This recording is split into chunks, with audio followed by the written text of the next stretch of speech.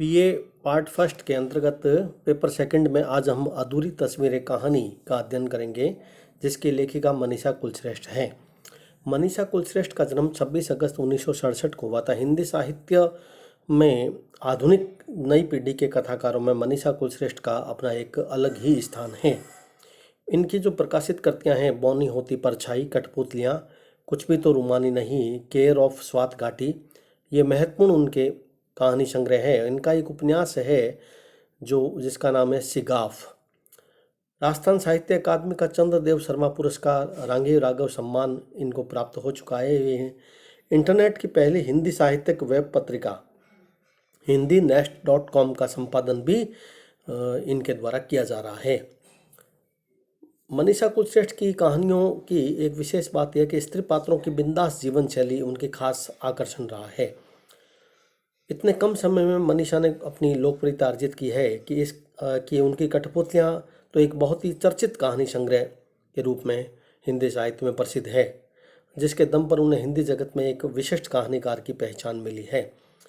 राजस्थान की मिट्टी में ही पली बड़ी होने के कारण मनीषा को यहाँ के परिवेश, पात्र, भाषा और जीवन में आने वाली स्त्री समस्याओं की गहरी पहचान रही है। कुर्जा और कठपुतलियाँ इनकी कहानी, इनका जीवंत उदाहरण है। कौजी परिवेश राजस्थान के धोरों से लेकर कश्मीर की वादियों तक इनका कहानी संसार फैला हुआ है। अधूरी तस्वीरें कहानी के अंतर्गत भी स्त्री पुरुष संबंधों की विचित्रताओं का चित्रण हुआ है। इस कहानी के अंतर्गत कहानी का नायक जो प्रमुख पात्र अविनाश है, वह कथा को गति प्रदान करने वाला है और वही उस कहानी का संचालन करने वाला है। अविनाश की मां ने उसे स्कूल में टीचर की नौकरी करके पढ़ाया था। अपनी बुद्धि व परिश्रम से उसका एनडीए में सिलेक्शन भी हो गया। वह एक आर्मी अधिकारी बना, उसके लिए रिश्तों की लाइन लग गई। वह एक आईएएस की बेटी से उसका विवाह भी संपन्न होता है, किंतु उसे दाम्पत्य जीवन का वह सुख नहीं मिलता, क्योंकि पहली रात उसकी पत्नी ने उसे स्पर्श न करने को कह दिया। कुछ दिनों पश्चात न्यायालय ने इस विवाह को शून्य घोषित कर दिया और यही नहीं, उसे नपुंसक तक घोषित कर दिया। अविनाश अंदर ही अंदर तिल मिलाकर रह गया। आईएएस अधिकारी ने कहीं दूर अपना स्थानांतरण करवा लिया। अविनाश 35 वर्ष का हो गया।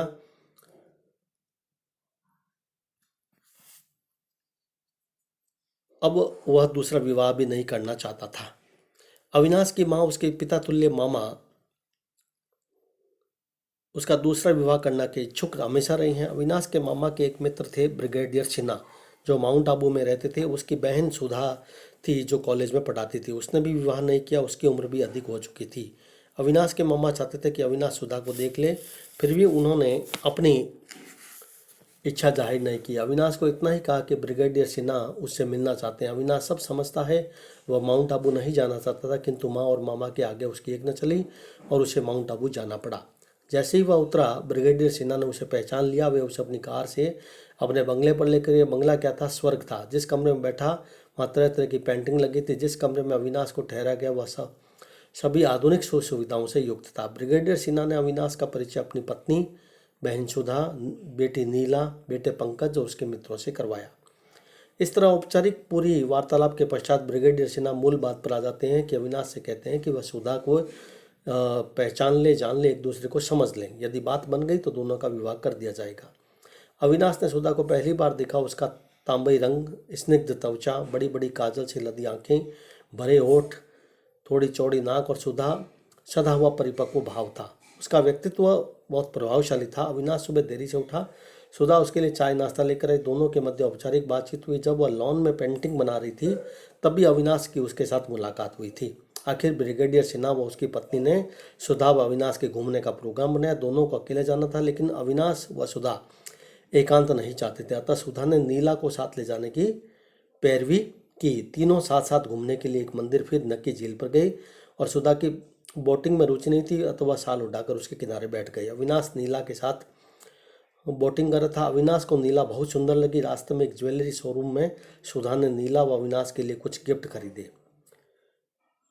अविनाश से नीला ने उसकी ज़िंदगी के बारे में पूछा। उसने बताया कि अधूरा प्यार अधूरा ही रहता है। इंसान प्यार किसी से करे और शादी किसी और से, ऐसा रिश्ता कब तक चल सकता है। नीला मन ही मन अविनाश को चाहने लगी। उसके प्रति वह आकर्षित भी थी।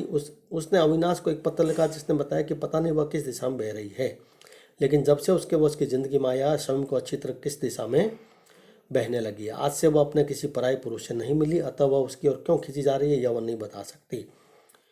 उसका मन कहता है कि वह अपने हाथों की नमी व हृदय के स्पंदन को सौंप दें। अविनाश ने उस पत्र को पढ़ा तो दंग रह गया। उसे लगा कि यदि पत्र सुधा के हाथों पड़ गया तो अनर्थ हो जाएगा। अविनाश सोच रहा था कि नीला उसे प्रिय है, वह शिला की तरह जिसे जिसे चाहे जैसा वह गढ़ सकता है, किंतु मनुष्य जैसा सोचता है वैसा कभी होता नहीं और नियति बड़ी क्रूर होती है। नीला एकांत में अविनाश से मिलती है, अपने हृदय का हाल उसे बताती है। अविनाश ने नीला को बहुत डांटा और उसके प्रेम में उसके हृदय में स्थान बना लिया, किंतु वह नहीं जानता था कि यह प्यार दोनों के लिए घातक होगा। रोते रोते अविनाश से नीला ने इतना ही कहा कि वह उसकी बुआ से शादी कर ले। अविनाश व नीला घर पहुंचे। अविनाश के मामा भी आ गए। अविनाश व सुधा का विवाह हो जाता है और इस तरह ब्रिगेडियर साहब के बंगले का एक कोना दोनों का आशियाना बन जाता था और सुधा व अविनाश दोनों अपने अपने गंतव्य की ओर चले जाते हैं। तो इस कहानी के अंतर्गत हम देखते हैं कि जो अधूरी तस्वीरें हैं, अर्थात जो अधूरा प्यार है वह अधूरा ही रहता है। कहानी भारतीय परिवेश में वैवाहिक संस्था को लेकर सामाजिक और पारिवारिक समस्याओं का एक यथार्थ चित्रण करती है। अविनाश और अल्पना की शादी जो एक अधूरी रह जाती है, जल्दबाजी में की गई है, उस शादी के पश्चात जो कहानी के मध्य में एक अधूरी तस्वीर का जो प्रसंग आता है वह अविनाश और सुधा के संदर्भ में होता है।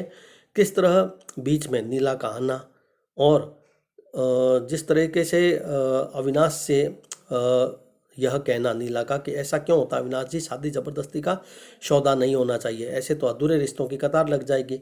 आपसे वह प्यार नहीं करती तो शादी भी, आप किसी और को प्यार करें शादी किसी और से हो जाए, फिर उसकी जिससे शादी हो जाए, ऐसे जाने कितने प्यार की अधूरी तस्वीरें रह जाती हैं हमारे समाज में फिर, और शादी एक औपचारिकता बनकर रह जाती है। कहानी में भी यही स्थिति आती है। बाद में मध्य भाग में भी नीला जो अविनाश को पूरी तरीके से चाहने लगती है, लेकिन अंत में शादी अविनाश की सुधा के साथ होती है। तो इस तरीके से इस कहानी में एक सौंदर्य और चंचलता, एक जो अपरिपक्व अवस्था को देखकर मन में यह सोचकर कि इच्छा अनुसार जैसा चाहे हम उसको गढ़ सकते हैं, यह सत्य नहीं होता है। सामाजिक और पारिवारिक दबाव के चलते कभी प्यार परवान नहीं चढ़ पाता है और अविनाश को सुधा के साथ ही शादी करके समझौता करना पड़ता है।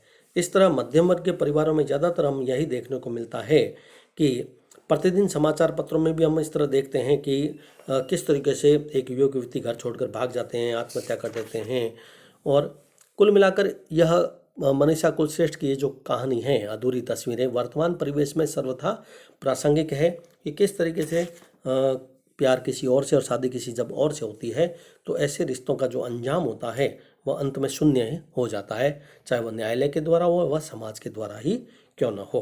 तो समसामयिक परिप्रेक्ष्य के दृष्टिकोण से देखें तो यह कहानी आज भारतीय समाज में प्राय सभी हर घर में हमें देखने को मिली जाती है, जहाँ घर घर में यह इस तरह की कहानियाँ हमारे समाज में प्रचलित है। जब बेटे बेटियों के विवाह के संबंध में उनकी इच्छा भी कई बार गौण हो जाती है और जब उनकी इच्छा गौण कर देते हैं तब एक भयानक जो तस्वीर है वह उभर करके हमारे सामने आती है। कहानी पूरी तरीके से इस कहानी में यह हमें देखने को मिल रहा है कि भारतीय समाज में व्याप्त अधूरे विवाह संबंधों की जो समस्या है उसकी ओर एक विशेष रूप से लेखिका ने हमारा ध्यान आकृष्ट किया है। कहानी का शीर्षक अधूरी तस्वीरें पूरी तरीके से सटीक और सार्थक है। नीला अविनाश को कहती है कि शादी ज़बरदस्ती का सौदा नहीं होना चाहिए और ऐसे रिश्तों की जो कतार है लग जाती है। तो यह पूरी तरीके से प्यार की जो अधूरी तस्वीरें हैं उस ओर रेखांकित किया गया है।